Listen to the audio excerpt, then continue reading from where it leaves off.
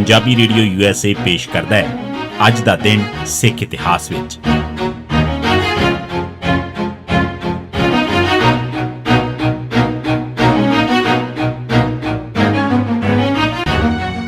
ਸਿੱਖ ਇਤਿਹਾਸ ਦੀਆਂ ਘਟਨਾਵਾਂ 'ਚ 5 ਫਰਵਰੀ ਦਾ ਦਿਨ 1762 ਵੱਡੇ ਘੱਲੂਘਾਰੇ 'ਚ 25,000 ਦੇ ਕਰੀਬ ਸਿੱਖ ਸ਼ਹੀਦ ਹੋਏ। 3 ਫਰਵਰੀ 1762 ਦੇ ਦਿਨ ਜਦ ਅਹਿਮਦ ਸ਼ਾਹ ਦੁਰਾਨੀ ਨੂੰ ਪਤਾ ਲੱਗਾ ਕਿ ਸਿੱਖ ਮਲੇਰਕੋਟਲਾ ਦੇ ਨਜ਼ਦੀਕ ਜੰਗਲ 'ਚ ਲੁਕੇ ਹੋਏ ਨੇ ਤਾਂ ਉਹ ਇੱਕਦਮ ਸਾਰੀ ਫੌਜ ਲੈ ਕੇ ਉੱਧਰ ਚੱਲ ਪਿਆ। ਉਹ 5 ਫਰਵਰੀ ਦੀ ਸਵੇਰ ਵੇਲੇ ਮਲੇਰਕੋਟਲੇ ਦੇ ਨੇੜੇ ਪੁੱਜ ਚੁੱਕਾ ਸੀ। ਇੱਥੇ ਪੁੱਜ ਕੇ ਉਸ ਨੂੰ ਪਤਾ ਲੱਗਾ ਕਿ ਸਿੱਖ ਮਲੇਰਕੋਟਲਾ ਤੋਂ 10 ਕਿਲੋਮੀਟਰ ਦੂਰ ਮੌਜੂਦਾ ਲੁਧਿਆਣਾ ਧੂਰੀ ਰੋਡ ਤੇ ਕੁੱਪ ਤੇ ਰੋਹੀੜਾ ਪਿੰਡ ਦੇ ਵਿਚਕਾਰਲੇ ਜੰਗਲ 'ਚ ਬੈਠੇ ਸਨ। ਉਸਨੇ ਆਪਣੀ ਫੌਜ ਨੂੰ 3 ਹਿੱਸਿਆਂ 'ਚ ਵੰਡਿਆ ਤੇ ਬੇਖਬਰ ਬੈਠੇ ਸਿੱਖਾਂ ਨੂੰ ਸਾਰੇ ਪਾਸੇ ਤੋਂ ਘੇਰ ਲਿਆ।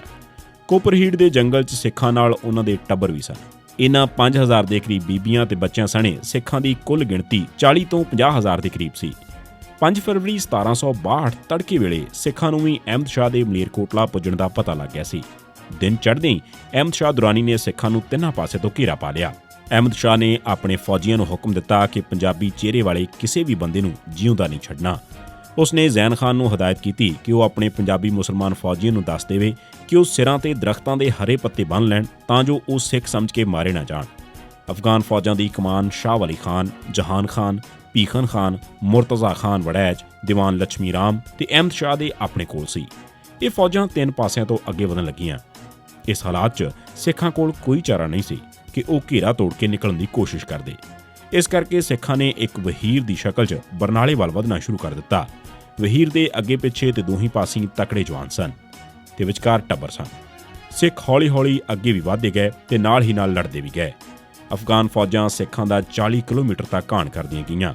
ਰਸਤੇ 'ਚ ਸਿੱਖਾਂ ਨੇ ਕੁਤਬਾ ਤੇ ਬਾਹਮਣੀ ਪਿੰਡਾਂ 'ਚ ਆਸਰਾ ਲੈ ਕੇ ਅਫਗਾਨ ਫੌਜਾਂ ਨਾਲ ਲੜਨਾ ਚਾਹਿਆ, ਪਰ ਇਹਨਾਂ ਪਿੰਡਾਂ 'ਚ ਮੁਸਲਮਾਨ ਲੋਕਾਂ ਨੇ ਸਿੱਖਾਂ ਨੂੰ ਪਿੰਡ 'ਚ ਨਾ ਵੜ ਦਿੱਤਾ, ਜਿਸ ਕਰਕੇ ਸਿੱਖਾਂ ਕੋਲ 2.5 ਫੁੱਟ ਦੀ ਲੜਾਈ ਕਰਨ ਤੋਂ ਬਿਨਾਂ ਹੋਰ ਕੋਈ ਚਾਰਾ ਨਹੀਂ ਸੀ।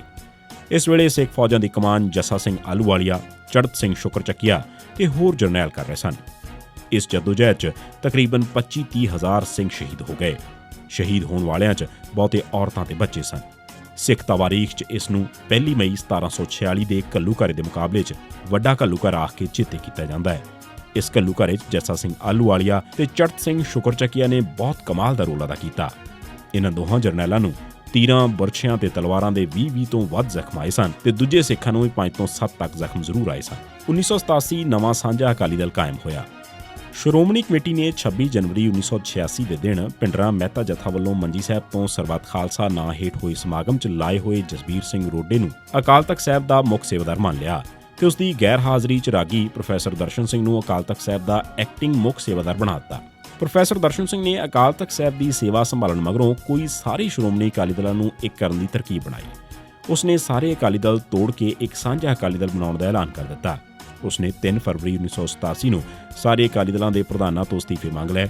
ਅਗਲੇ ਦਿਨ ਬਾਬਾ ਜੋਗਿੰਦਰ ਸਿੰਘ ਤੇ ਪ੍ਰਕਾਸ਼ ਸਿੰਘ ਬਾਦਲ ਨੇ ਆਪਣੇ ਅਸਤੀਫੇ ਦੇ ਦਿੱਤੇ, ਪਰ ਸੁਰਜੀਤ ਸਿੰਘ ਬਰਨਾਲਾ ਨੇ ਅਸਤੀਫਾ ਦੇਣ ਦੀ ਬਜਾਏ 5 ਮੈਂਬਰੀ ਕਮੇਟੀ ਬਣਾ ਦਿੱਤੀ, ਜਿਹੜੀ ਰਾਗੀ ਨੂੰ ਮਿਲ ਕੇ ਪੋਜੀਸ਼ਨ ਸਾਫ਼ ਕਰੇਗੀ। ਇਸ 5 ਮੈਂਬਰੀ ਕਮੇਟੀ ਦੇ ਨੁਮਾਇੰਦੇ ਹਰਭਜਨ ਸਿੰਘ ਸੰਧੂ ਨੇ ਰਾਗੀ ਨਾਲ ਗੱਲਬਾਤ ਕੀਤੀ ਤੇ ਹਥਿਆਰ ਸੁੱਟ ਦਿੱਤੇ। ਉਧਰ ਦਿੱਲੀ ਦੀ ਹਦਾਇਤ ਤੇ ਸੁਰਜੀਤ ਸਿੰਘ ਬਰਨਾਲਾ ਏਕਤਾ ਕਰਨ ਤੋਂ ਮੁੱਕਰ ਗਿਆ, ਪਰ ਬਰਨਾਲਾ ਦੇ ਦਲ 'ਚੋਂ ਸੁਖਦੇਵ ਸਿੰਘ ਢਿੱਲੋਂ ਵਜ਼ੀਰੀ ਛੱਡ ਕੇ ਤਖ਼ਤ ਸਾਹਿਬ ਤੇ ਆ ਪੁੱਜੇ। ਮਗਰੋਂ ਹਰਭਜਨ ਸਿੰਘ ਸੰਧੂ, ਮੇਜਰ ਸਿੰਘ ਉਬੋਕੇ, ਨਿਰੰਜਨ ਸਿੰਘ ਪੱਟੀ, ਨਿਰਮਲ ਸਿੰਘ ਕਾਲੋਂ ਤੇ ਬਸੰਤ ਸਿੰਘ ਖਾਲਸਾ ਵੀ ਨਾਲ ਆ ਗਏ। ਬਰਨਾਲਾ ਦੀ ਸ਼੍ਰੋਮਣੀ ਕਮੇਟੀ ਦੇ ਕਈ ਮੈਂਬਰ ਵੀ ਆ ਗਏ, ਪਰ MLA ਵਿੱਚੋਂ 37 ਅਜੇ ਵੀ ਬਰਨਾਲਾ ਦੇ ਨਾਲ ਰਹੇ। 5 ਫਰਵਰੀ ਨੂੰ ਸ੍ਰੀ ਅਕਾਲ ਤਖ਼ਤ ਸਾਹਿਬ ਤੋਂ ਨਵੇਂ ਸ਼੍ਰੋਮਣੀ ਅਕਾਲੀ ਦਲ ਦੇ ਨੇਮ ਤੇ ਆਇਨ ਜਾਰੀ ਕਰ ਦਿੱਤੇ ਗਏ। ਇਸ ਤੋਂ ਇਲਾਵਾ ਸਿਮਰਨਜੀਤ ਸਿੰਘ ਮਾਨ ਨੂੰ ਪ੍ਰਧਾਨ ਤੇ ਨਾਲ ਹੀ ਇੱਕ ਪ੍ਰੈਜ਼ੀਡੀਅਮ ਵੀ ਬਣਾਈ ਗਈ। ਪ੍ਰੈਜ਼ੀਡੀਅਮ 'ਚ ਪ੍ਰਕਾਸ਼ ਸਿੰਘ ਬਾਦਲ, ਜਗਦੇਵ ਸਿੰਘ ਤਲਵੰਡੀ, ਠੇਕੇਦਾਰ ਸੁਰਜਨ ਸਿੰਘ, ਬਾਬਾ ਜੋਗਿੰਦਰ ਸਿੰਘ ਤੇ ਗੱਜਾ ਸਿੰਘ ਸਿਰਸਾ ਸ਼ਾਮਲ ਕੀਤੇ ਗਏ। ਇਸ ਤੋਂ ਇਲਾਵਾ ਇੱਕ ਕੌਂਸਲ ਵੀ ਬਣਾਈ ਗਈ, ਜਿਸ 'ਚ 8 ਮੈਂਬਰ ਸਨ। ਗੁਰਦੇਵ ਸਿੰਘ ਬਾਦਲ, ਪ੍ਰੇਮ ਸਿੰਘ ਲਾਲਪੁਰਾ, ਮਨਜੀਤ ਸਿੰਘ ਕਲਕੱਤਾ, ਰਣਜੀਤ ਸਿੰਘ ਬ੍ਰਹਮਪੁਰਾ, ਮੇਜਰ ਜਨਰਲ ਨਰਿੰਦਰ ਸਿੰਘ, ਸੁਖਜਿੰਦਰ ਸਿੰਘ, ਉਜਾਗਰ ਸਿੰਘ ਸੇਖਵਾਂ ਤੇ ਕੈਪਟਨ ਹਰਚਰਨ ਸਿੰਘ ਰੋਡੇ।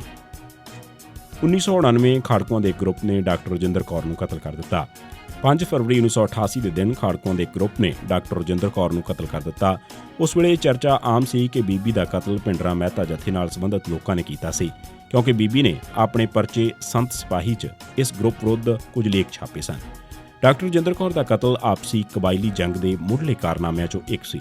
ਉਹ ਇੱਕ ਬੇਗਰਜ਼ ਆਗੂ ਸੀ ਤੇ ਪੰਥਕ ਮਾਮਲਿਆਂ 'ਚ ਅਕਸਰ ਡਟ ਕੇ ਸਟੈਂਡ ਲਿਆ ਕਰਦੀ ਸੀ। ਉਸਨੇ 1978 'ਚ ਨਿਰੰਕਾਰੀਆਂ ਵਿਰੁੱਧ, 1979 'ਚ ਮੇਰਠ ਮੋਰਚੇ ਵਿੱਚ, 1982 'ਚ ਕਪੂਰੀ ਮੋਰਚੇ 'ਚ ਤੇ 1984 'ਚ ਹਮਲੇ ਮਗਰੋਂ ਦਰਬਾਰ ਸਾਹਿਬ ਵਿੱਚੋਂ ਫੌਜ ਕੱਢਣ ਦੀ ਮੁਹਿੰਮ 'ਚ ਅਹਿਮ ਰੋਲ ਅਦਾ ਕੀਤਾ ਸੀ ਤੇ ਕਈ ਵਾਰ ਜੇਲ੍ਹਾਂ ਵੀ ਕੱਟੀਆਂ ਸਨ। 5 ਫਰਵਰੀ 1991 ਦੇ ਦਿਨ ਪੁਲਿਸ ਨੇ ਇਨਸਾਨੀ ਹਕੂਕ ਦੇ ਅਲੰਬਰਦਾਰ ਆਤਮਜੀਤ ਸਿੰਘ ਮਾਵੀ, ਐਡਵੋਕੇਟ ਪੁੱਤਰ ਡਾਕਟਰ ਗੁਰਬਚਨ ਸਿੰਘ ਮਾਵੀ ਵਾਸੀ ਲੁਧਿਆਣਾ, ਸੁਖਵੰਤ ਸਿੰਘ ਪੁੱਤਰ ਕਰਤਾਰ ਸਿੰਘ ਵਾਸੀ ਮੜੀਆਂਵਾਲਾ ਨੇੜੇ ਬਟਾਲਾ ਜ਼ਿਲ੍ਹਾ ਗੁਰਦਾਸਪੁਰ, ਮੋਹਨ ਸਿੰਘ ਪੁੱਤਰ ਬਲਦੇਵ ਸਿੰਘ ਵਾਸੀ ਅੜੈਂਚਾਂ ਨੇੜੇ ਦੁਰਾਹਾ ਜ਼ਿਲ੍ਹਾ ਲੁਧਿਆਣਾ ਨੂੰ ਨਕਲੀ ਮੁਕਾਬਲੇ ਸ਼ਹੀਦ ਕੀਤਾ। ਇਹ ਸੀ ਸਿੱਖ ਇਤਿਹਾਸ ਦੀਆਂ ਘਟਨਾਵਾਂ 'ਚ 5 ਫਰਵਰੀ ਦਾ ਦਿਨ।